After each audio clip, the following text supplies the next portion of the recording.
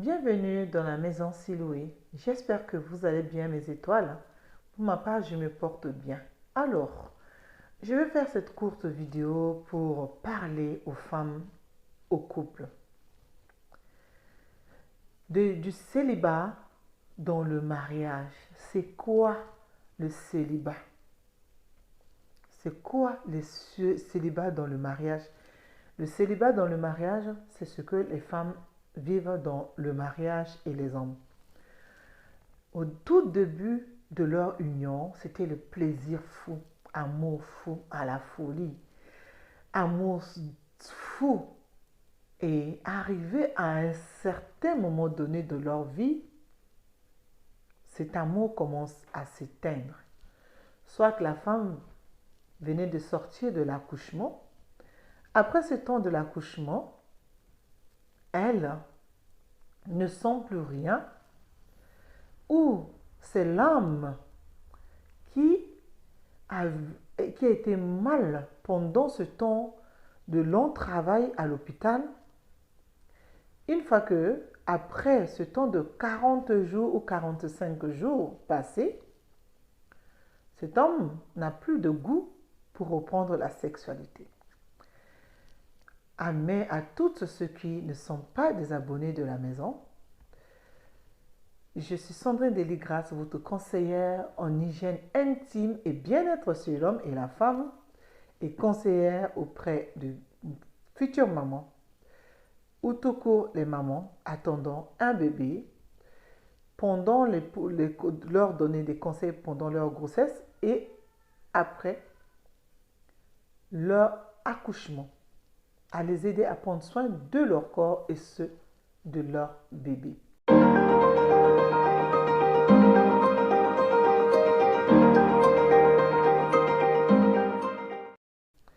Je parlais de célibat, du célibat dans le mariage. Vous allez me dire comment on est marié, on devient encore célibataire dans le mariage, c'est quoi ça son histoire? Le célibat dans le mariage s'installe tout doucement. Et si vous ne faites pas attention, ce célibat qui est dans le mariage va s'installer et va devenir un gros problème, un gros souci pour vous dans ce mariage. Il va devenir un gros problème, un gros souci pour vous dans le mariage. Pourquoi? Parce que beaucoup de femmes et des hommes vivent ce célibat dans le mariage.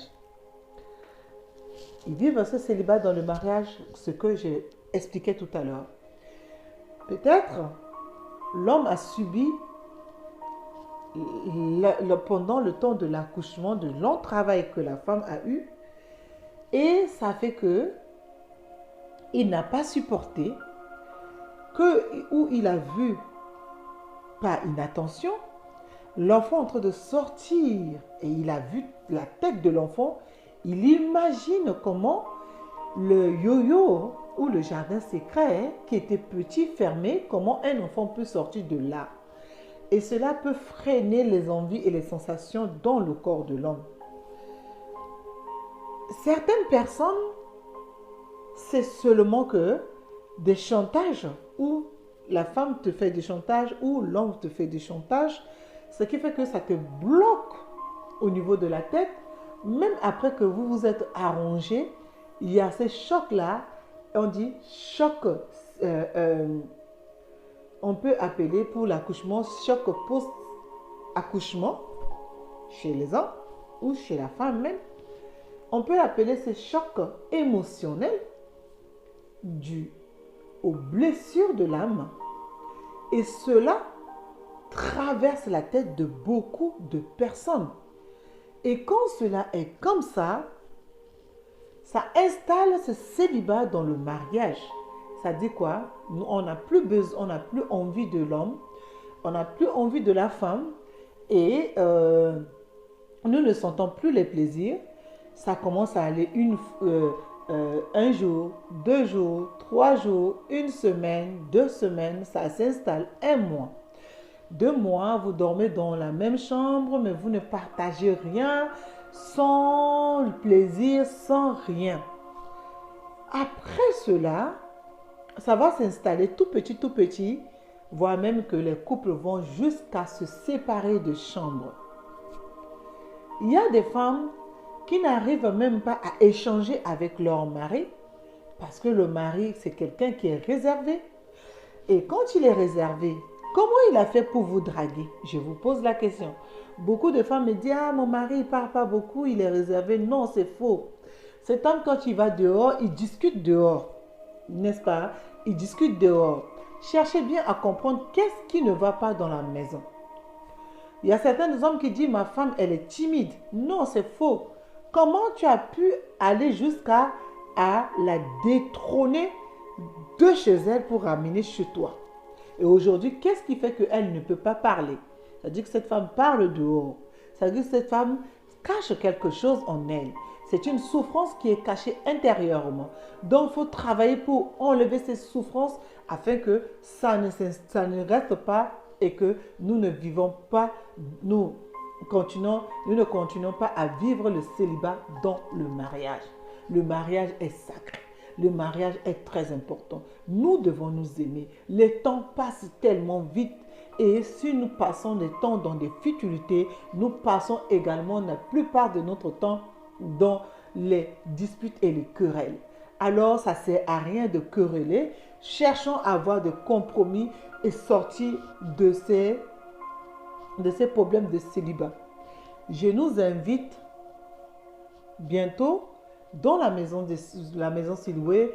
Nous parlons de ce thème autour d'un thé, autour d'une tisane, dans un masterclass, afin de vous sensibiliser au bien et vous accompagner sur les problèmes de célibat dans le mariage.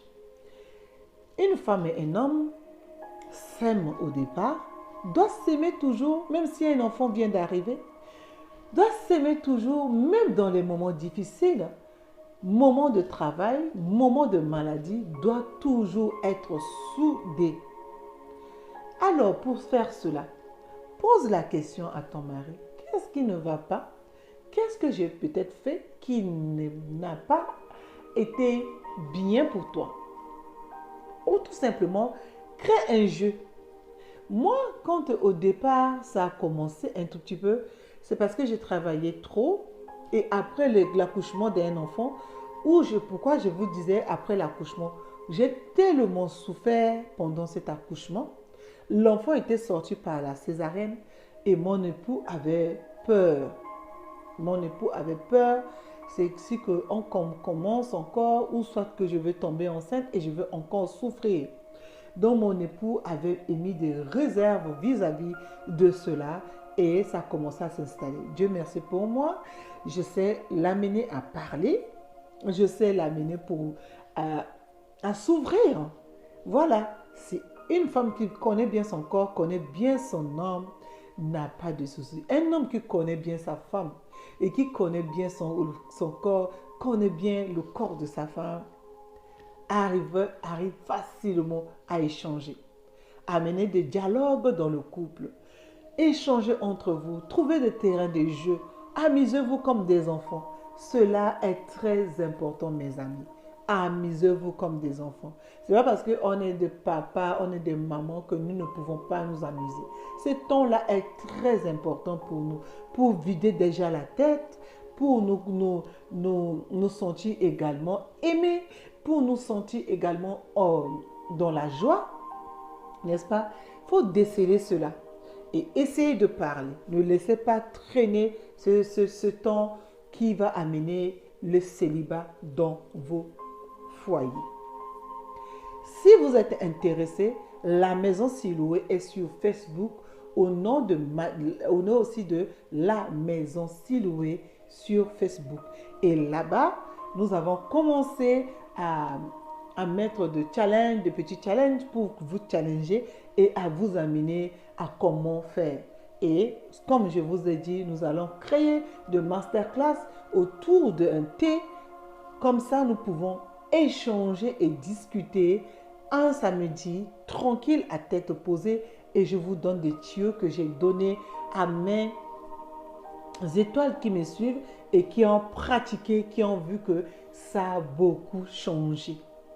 Amis, mes étoiles, pour vous, vous savez ce qu'il vous reste à faire, c'est de partager, de liker et de vous abonner, de faire abonner vos amis. La Maison Siloué est là pour vous accompagner dans tout le besoin d'intimité et de la vie quotidienne des familles. Car moi-même, je suis épouse, je suis une maman qui travaille et également j'ai 5 enfants. Quand je viens ici aborder le sujet qui touche notre sexualité, ça veut dire que j'en connais quelque chose et j'en sais quelque chose et je suis là pour t'amener à comprendre quelque chose, à avoir des déclics dans la tête et prendre plaisir en abondance. À très bientôt dans la Maison Siloué. Ne sois pas réticent très longtemps. Abonne-toi, partage, viens inbox comme les autres qui sont venus dans inbox pour nous parler et nous donner des témoignages de bienfaits que nos conseils leur a apportés. Bye bye, à très bientôt.